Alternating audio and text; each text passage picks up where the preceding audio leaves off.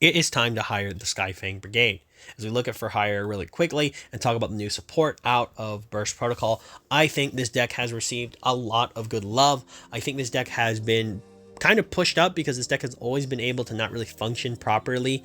Now, it could function as a pure deck, but it was never really where it needed to be. It always had to be supported by something. However, we have the new support kind of giving this deck a new leash on life, and it still can be supported by other decks, but it does allow itself to be a bit stronger. I like the fact that we have new cards for all the versions of the deck. So if you want to play an engine version, you have new spells that can support that and a new monster that can support that.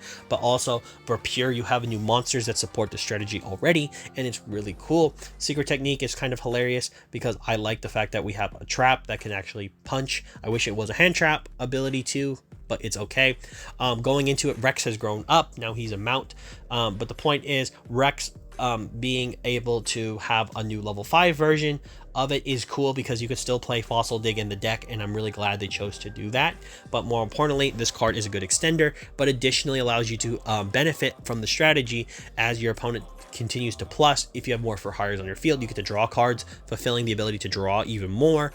Additionally, Storm for hire I think is fantastic because you now have what I think the deck was missing. It needed like an E-Telly or something to get started, and now the deck has access to it, and I think it is very cool that you can also just special summon more from your deck, and I think it's just really cool.